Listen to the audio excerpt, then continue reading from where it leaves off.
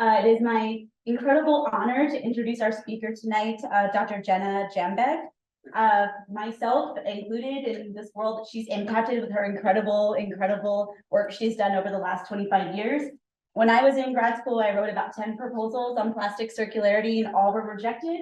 And then she came out with this incredible paper in 2015 that was one of the first to truly highlight the impact that debris and pollution from plastic has had on our oceans and our natural environment. So it's incredible honor again to introduce her today.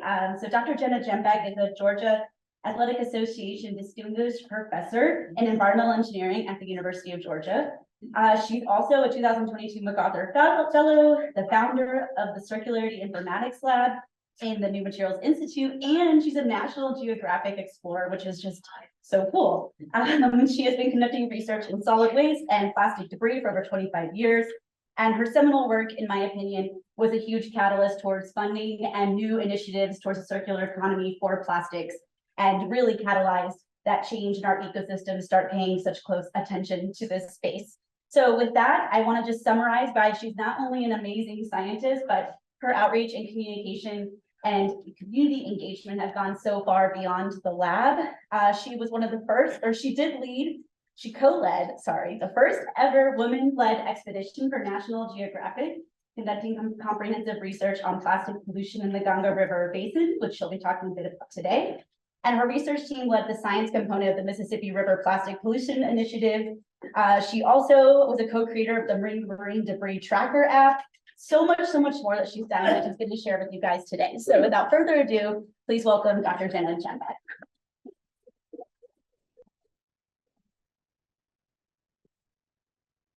Thank you for that wonderful introduction. I have a few notes for my thank yous to start off. It's just really such an honor to be here for the Nozik Lecture Series.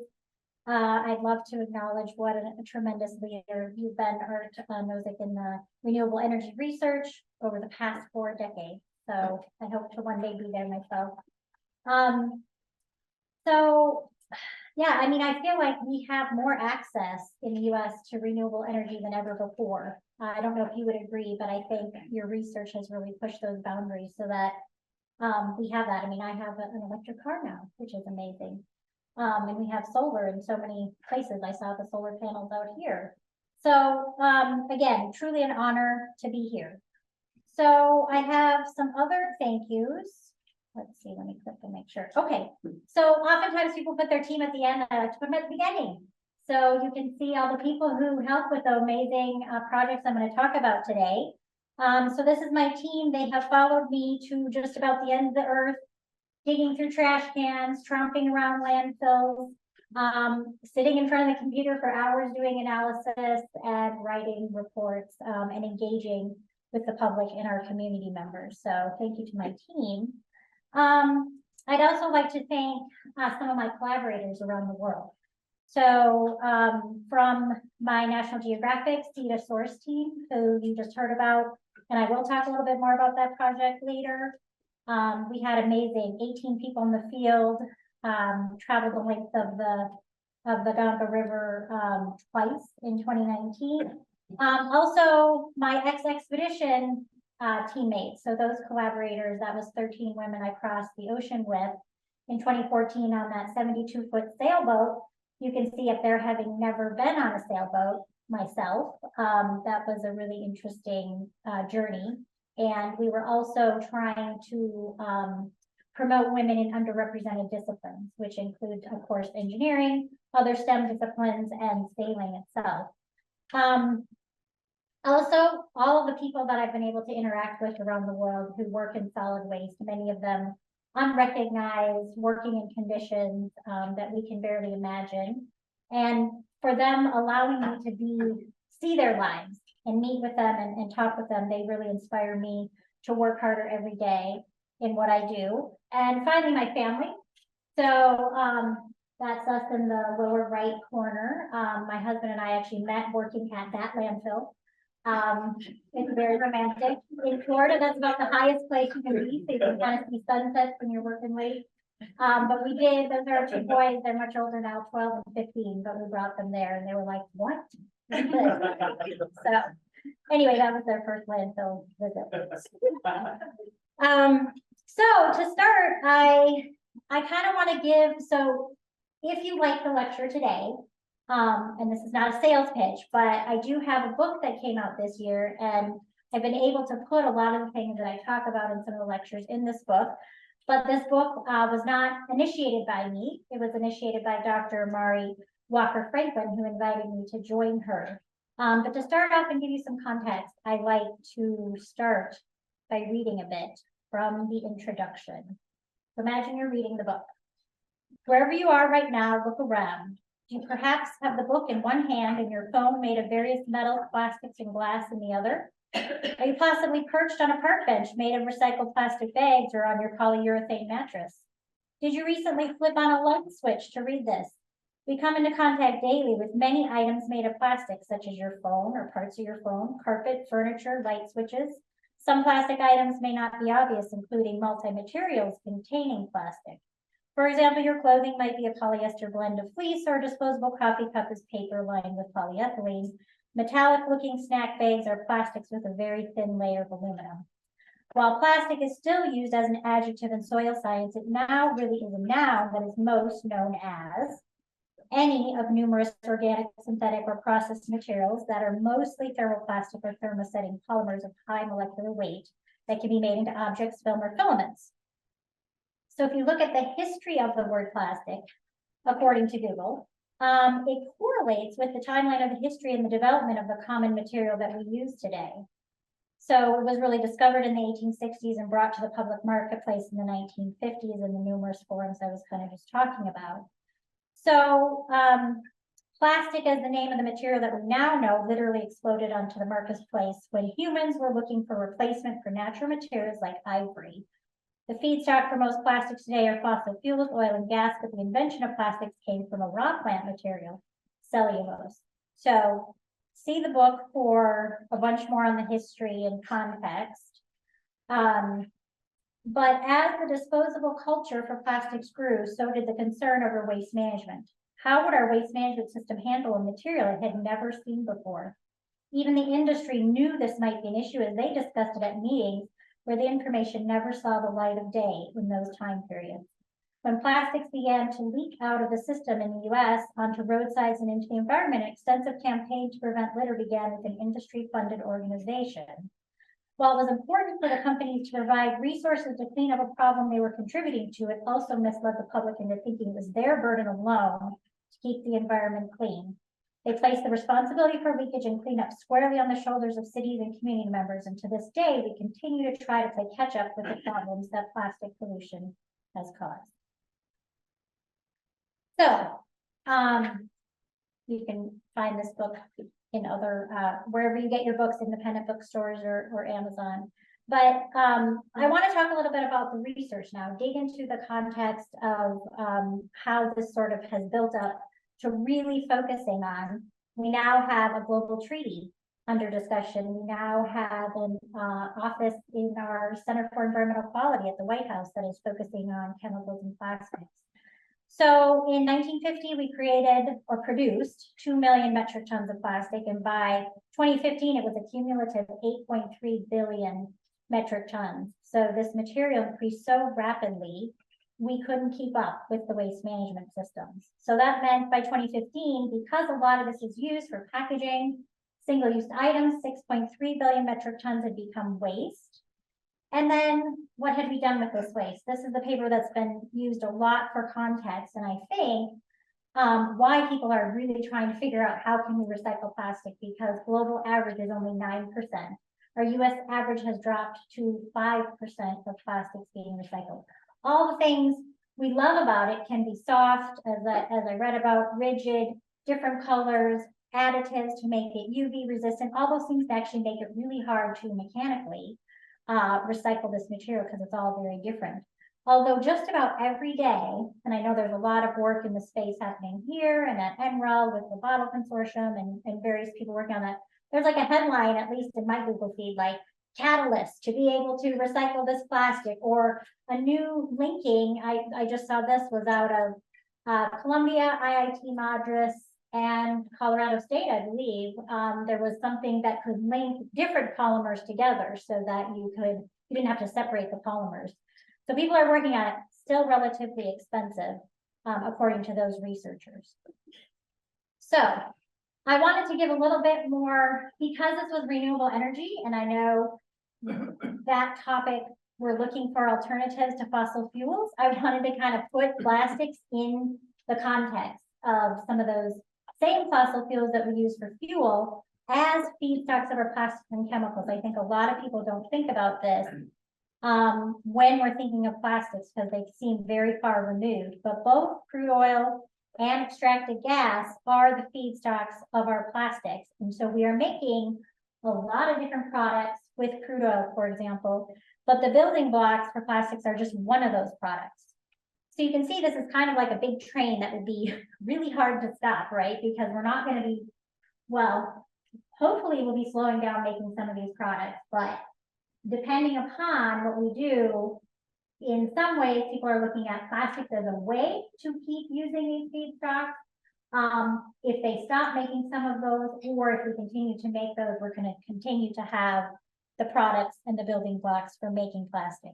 And once you create ethylene, you can create all those different polymers from those building blocks just with different chemical processes. And so, as you can see, that's why it's become so useful and so used. So the other, I think, sort of input push system with plastics, I think we've looked for uses for them is because the chemical industry is also making other chemicals of those monomers. And so we're making something like ethylene glycol.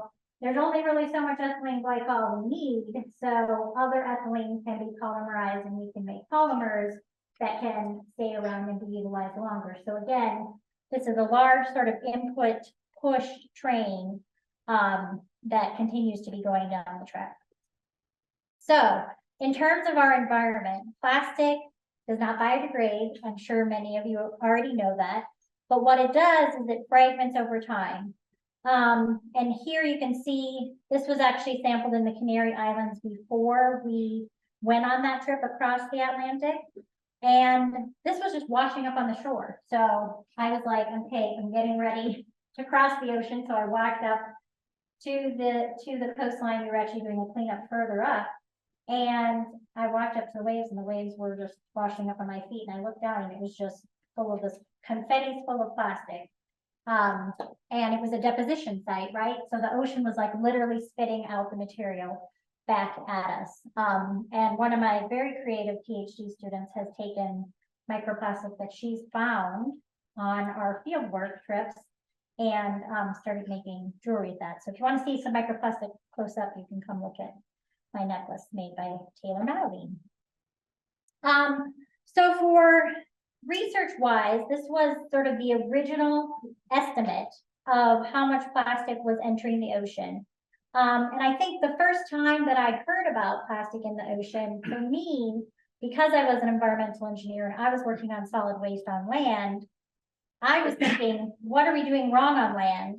And why is this plastic ending up in the ocean? I think a lot of people were thinking we were just dumping plastic in the ocean, which we were also doing, or also was happening, I should say. But I think really thinking about how plastics can be transported from our watersheds into rivers, out of river mouths. So this is research, the yellow is research on that folks have made estimates of plastic coming out of river mouths.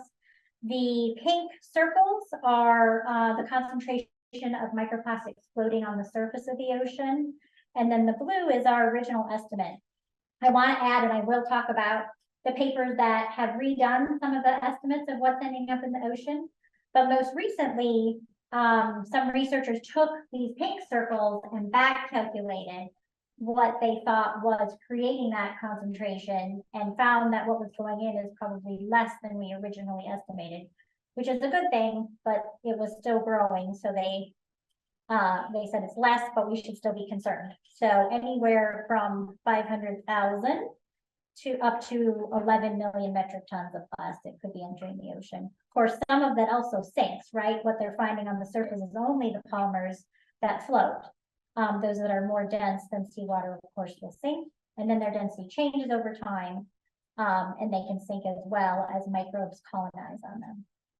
Lots of other issues, transport of invasive species that colonize plastic, floating in the ocean. It's really the ultimate transporter. And I have colleagues at Nat Geo who found microplastic at the top of Mount Everest, and then they found it in the deepest parts of the ocean. So it's really everywhere. And I've also, I have colleagues in oceanography and ocean exploration, and there will be a new place in the ocean now. And they were like, we have not explored this before. And I remember there was one kind of off the Philippines, and they went down with the sub and they're like taking the video, and then lo and behold, there's a plastic. You know, it gets there before we do. So some other research that we did after we published that work, people were talking about, well, we see this leakage from the land, but what are we doing to manage our own waste domestically? And I had a PhD student who helped conduct this work, and we looked at sort of the changes over time. So this time series was really looking at the World Trade Organization and really globalization of trade. So we had all these products coming from overseas, and there was oftentimes empty ships going back overseas, and plastic scrap that was needed for manufacturing. So it actually ended up that China was taking over 50% of all the plastic scrap in the world, and also 50% of ours in the US. And unfortunately, it wasn't that clean. So part of the process of utilizing that material would be a secondary sort. This green line there was a regulation that they tried to pass that said, hey, we're going to start refusing things that have too much contamination, refusing bales, basically, bales of plastic. And so they did that, but then you can see it jump back up. And then they really just put in such a strict regulation on plastic coming in that basically it became an import ban. It doesn't mean we don't export any plastic scrap intended for recycling anymore. It either goes to somewhere else, but a lot of it has then stayed domestically, which has really sparked an increase in domestic recycling infrastructure within the US, but it still remains a challenge. So then sort of taking a look at our own backyard. So Kara Lavender Wild led this work. And we wanted to say what really, what is happening in the US alone. So not only were we exporting some materials, we wanted to look at illegal dumping besides the regular amount of litter leakage. And so we had a new US estimate that then we used in our National Academy's consensus committee, but that was nearly 1 million tons of plastic were being mismanaged by the US. So, so this was a turning point. So I want to say when I first started working on this issue, it was called marine debris. So even though plastic was the material of most concern for the reasons that we've now talked about, it doesn't biodegrade, it's persistent, it can carry, it has additives in it that can be pollutants, it can also store pollutants, can carry invasive species. We now know that we're consuming it in some foods that we eat. It's been found in sea salt and beer and water. We don't really know the human health implications, which to me are probably the cutting edge of the science in this space. It's not where I do my work, but it is, I think, where we see the most concern in terms of where we want to look at impacts. But anyway, back to this, when this magazine came out in 2020, the science issue, I had been told when I first wanted to research this issue that nobody cared about it. So I told my professor I wanted to research it when I heard about it, and he said, go talk to someone in marine science who does know about it. And because I don't even know to tell you it's okay to research. And I went to this person, and he said, nobody cares about that. And I think he was actually right at the time. It was 2001. He said, well, if you're in Alaska or Hawaii, maybe. Alaska, a lot of fishing gear requires management, and in Hawaii, a lot of deposition of plastics washing up. So in my brain, I couldn't do it for my PhD research at the time. I didn't research this for my PhD. But I started doing little projects on the side because I was like, I really think this is something we need to be concerned about. So then it kind of switched from marine debris over to plastic pollution in terms of a term, but to have Science Magazine on the cover say plastic pollution, a new scientific field and discipline that didn't even exist 20 years ago. And there it was. So the two papers that were in this were two separate parallel studies that both showed scientifically that we cannot bend the curve of plastic entering the ocean without reducing what we're using. So you might just say, oh, can we just clean it up? Can we just create waste management systems? The growth of the use is so rapid and has been so exponential that we cannot simply keep up with that. We need to plateau or reduce. And I know we've heard this kind of before when we talked about climate. So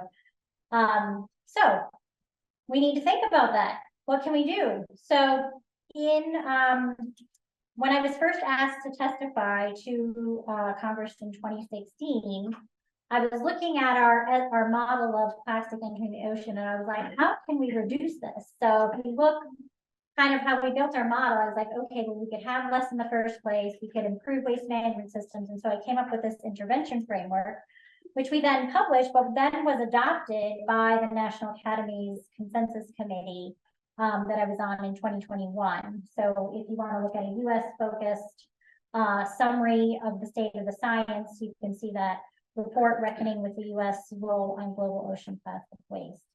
So all the way upstream with, potential industry-led, voluntary or policy implemented reduction of production, all the way down to a last chance for capture, but everything in between, looking at innovative materials and product design, reducing waste generation in the first place. How can we meet people's needs without producing waste? We've got technology to maybe make reusable systems easier than what they have been in the past. So, and it's not that cleanup and litter capture are not a part of it, but we just cannot focus everything from four down. We need to look at the whole life cycle. So I went from doing a lot of global modeling work to actually a cities focus. And this happened through another couple things I was participating in. One was after I published the 2015 paper, the State Department called me in to meet with them. And it had an entire list of countries in that paper. And I think they really wanted to know how well did I know this model and was I willing to talk about this issue around the world? And both of those things were yes. And so I was participating in G7 and G20. Those were the first two multi-country discussions, I would say, about this issue where they made declarations, right? So we were attending workshops and sort of informing those declarations. And as these global discussions were happening, they were saying the solution to this is the circular economy. And I hadn't heard of what the circular economy, I hadn't heard of that yet at that point. But I got to know it pretty well and participated in workshops with the Ellen MacArthur Foundation. So yet at the same time with the State Department, I was doing international public diplomacy. So they were hosting me in different countries at the embassies and taking me to governments, schools, aquariums, science museums. I was doing programs in all these countries, and I was meeting a lot with municipal folks, which is the roots of environmental engineering. We're designing systems for cities and communities. And they would say, after I'd give a presentation or we'd have a discussion, what should we do? And, I might be these were parts of the world I'd never been before. I had maybe been there 24, 48 hours. And I'm like, I'm certainly not an expert on, on your context, but, let's look around. Already, even here, I've never been to Boulder. I have been to Denver, but I forgot there was a landfill right next to the airport. I took a picture of the landfill. Well, I was driving, but quick, there's another landfill, right? And I don't know, I'm like, wow, people see that every time they fly in. So when I get somewhere, I've already taken some of the trash can pictures of some of the trash cans here, went to the grocery store, I noticed that they asked if I wanted to pay for a bag, which I didn't need a bag, so I said no. So that's great. There's a new bag policy here, it sounds like. So all these things are things that I notice immediately when I get somewhere. And so I said, you don't really have data to know what to do. So let's talk about this. Let's kind of take the way I look at a city and figure out if we can collect data that can help inform what you might be able to do. So from input all the way to leakage, we developed a way to collaboratively collect data with communities called the Circularity Assessment Protocol. So it's not just about what ends up on the ground. What is for sale in the stores? How are things packaged? What are they coming in? What do people have access to? Are there any alternatives? Are there any reuse systems? Are there any policies in place? Like the plastic bag policy here. So that's been amazing. It's really taken off. We have collaborated on or conducted or are in process 51 cities in 14 countries. And some of the cities are actually small island states. So this is what data collection looks like. As I said, we work with local implementation partners around the world. So we've been virtually training teams that we collaborate with that collect the data in the field internationally. So we don't have to travel. We oftentimes do travel some in the US, but we're developing a new model there as well.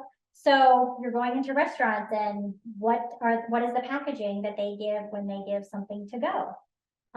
You go into stores, again, as I said, how are things packaged and what are the alternatives? We do look, we measure transects, randomly chosen transects in the community to measure litter concentrations. We talk to the people on the ground who are managing materials and waste. So it's a mixed method approach. There's both quantitative and qualitative data that really inform that whole system. The community has access to everything the same as us, and one of the tools we use is the debris tracker. This is the mobile app that we did develop at UGA in 2011, and we are now over 8 million items have been logged with the app, which is a lot. I don't think I ever could imagine when I first conceived the idea and had it existing. I was like, ooh, once a week, some data might come through. And now it's like 2,000 or more items every day people are finding. And this really is people tell us, and then we also use it as a research tool because, again, the data is totally open and available. So nothing is really hidden in that sense. So here's the portal. The app itself is free. We have sponsorship from Morgan Stanley in partnership with National Geographic still, mostly National Geographic education, but the data is all available here.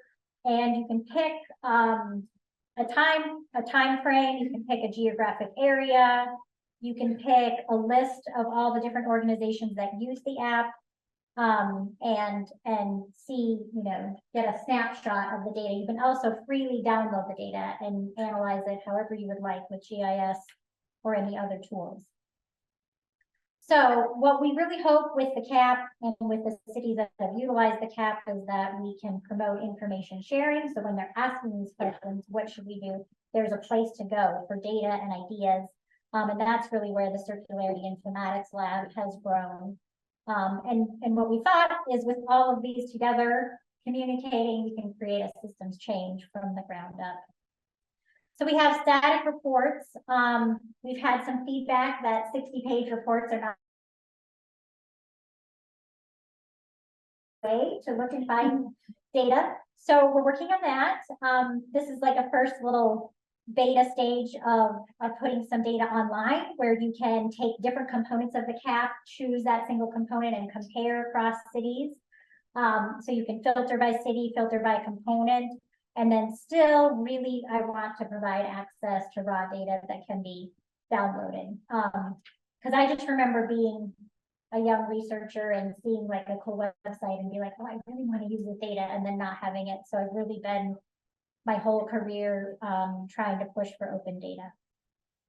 So this, you know, these community projects have not just been applied, which I think, but that's the most important thing, but we've also been able to publish. So one of my PhD students has looked at 6 of the cities in an urban ocean program.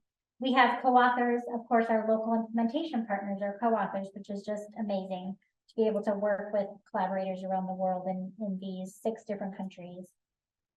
So I'm going to switch gears from CAP, although this sea to source Ganges expedition was kind of one of the places that we tested some of the methods for CAP and built some of the methods, but this was in 2019. It was the first women-led Nat Geo expedition, and we both co-led and job shared basically that lead, which I think was really innovative as well.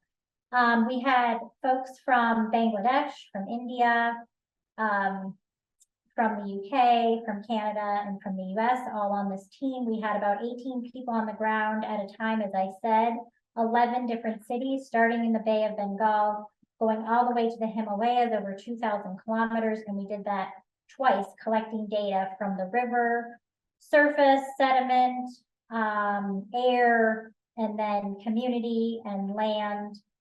And so it was just an amazing team. A lot of young, early career women researchers on that team, starting their career, and they've become very successful through this. There's 6 publications, but probably again, something that I'm really proud of from this work is that we published an open methods toolkit. So if anyone wants to use any of the methods that we utilized on this expedition, they are totally open and available online. So that led to US river-based work. So after the Ganges work, the Mississippi River Cities and Towns Initiative and the United Nations Environment Program North America group reached out to me and said, you know, the mayors along the Mississippi have made this commitment to reduce plastic in the Mississippi 20% by 2020, but they didn't really have a baseline.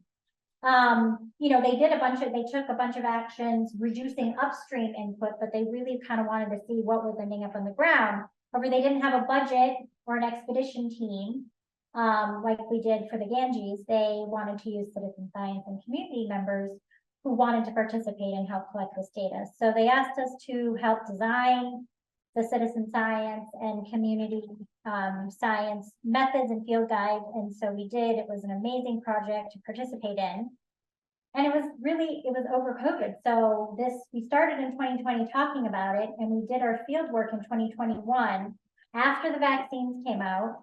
But it was amazing. People actually were really excited to get outside and feel like they could do something productive. The mayors were really the ones helping to coordinate along with many nonprofit partners and grassroots groups in these communities, and the Mississippi River Cities and Towns Initiative leads. They handled kind of getting the people out. My expedition team became my family. So I couldn't create a team in COVID. And so we ended up living in this little camper and traveling the entire length of the Mississippi River as a family and doing a bunch of data collection there. So, and we did it once, and I don't know the kids would do it again.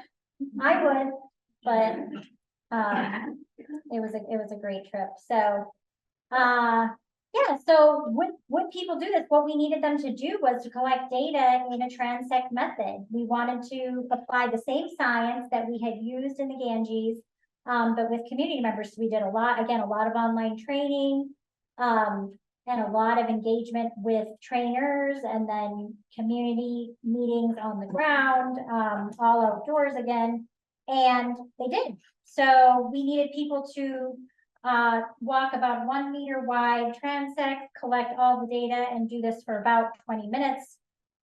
And so you can, zoom into the retractor and see all these transects. And so what we did was to spread people out.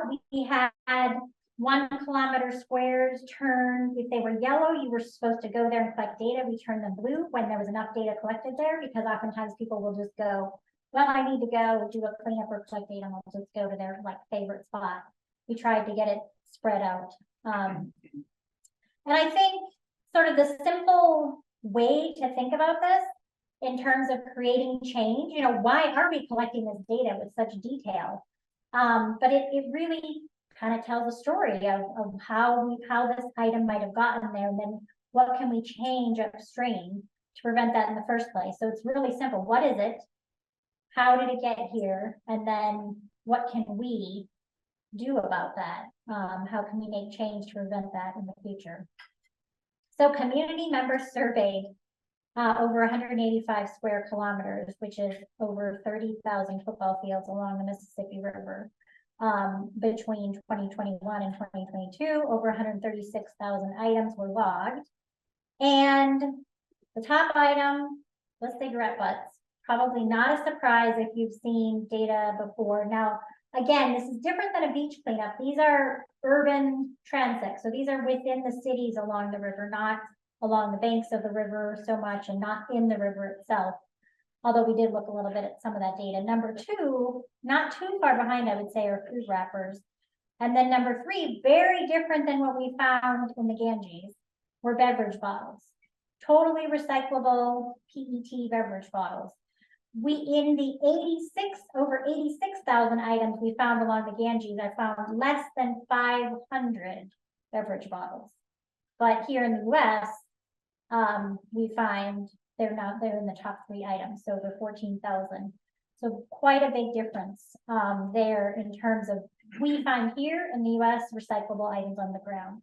The informal waste sector in many countries, including both India and Bangladesh, collect those items. They are valuable and they recycle them. It's not well documented in terms of quantities, but they play a huge role in actually preventing a lot of pollution in those countries.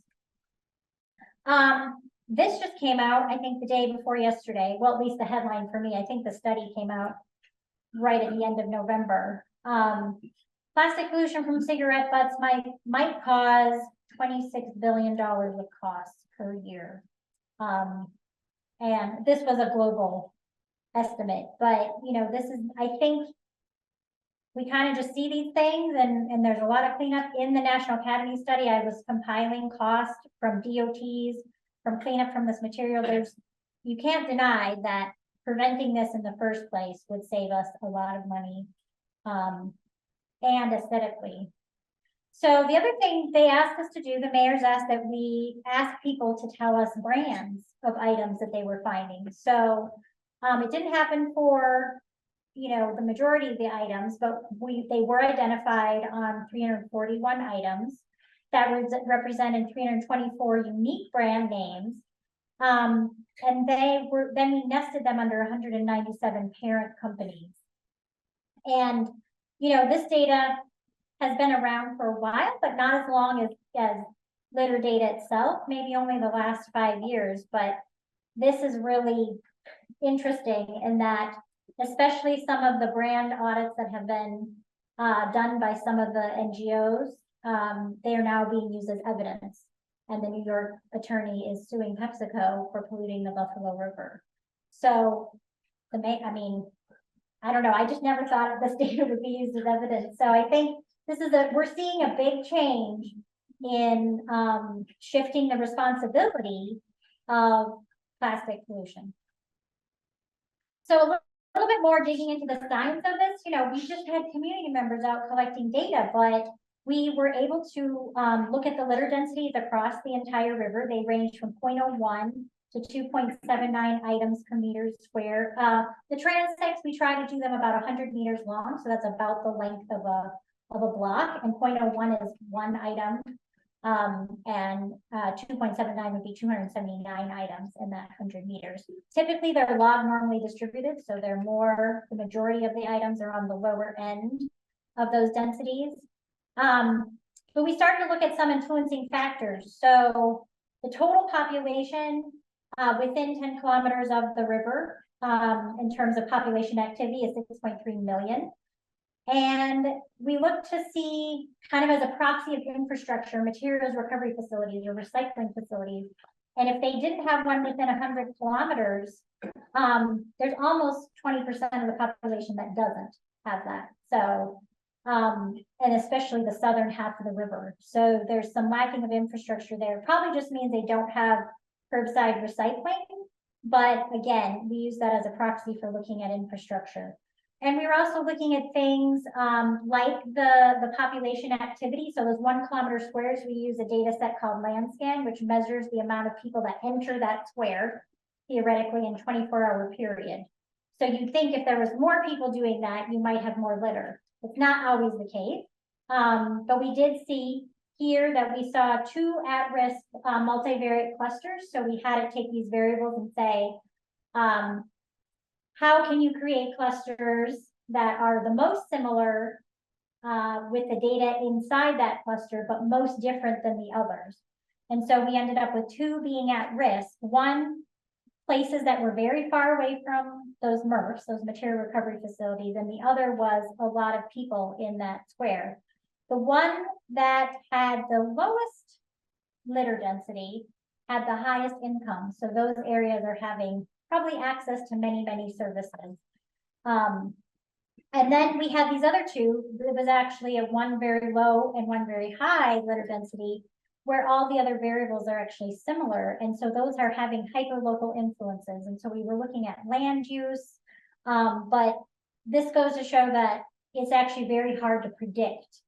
And so we said, you know, you really need to look at very local, hyperlocal influences in those areas. But we were able to develop a risk map for the mayors, which they had asked for. And so those categories are shown on this risk map, and you can go ahead and get this QR code, or I can make sure you get the link if you're interested in viewing that. So a couple more projects, and then I'm going to wrap this up. I don't know where we're at for time. Quickly, in my 25 years of working in this space, I had never had NSF funding. So I was talking about this actually before I was speaking. I never fit into any of their boxes. My work was way too applied, but the program now, specifically crossing disciplines, crossing collaborations, their TIP program, it fit me.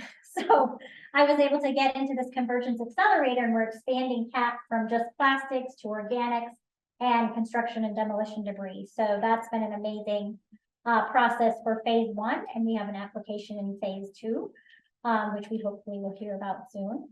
And then the other thing I wanted to focus on and bring up is a little bit, I referenced this when I said, what do people have access to? Another quick story here is I lived 20 minutes from a grocery store until this grocery store was built just near my home now in Athens. And I ran out of contact solution. And the only store near my house was a dollar store. And I was like, I don't feel like driving 20 minutes to the grocery to get the big bottle. I'm just going to see if they have it at the dollar store. I wasn't even sure.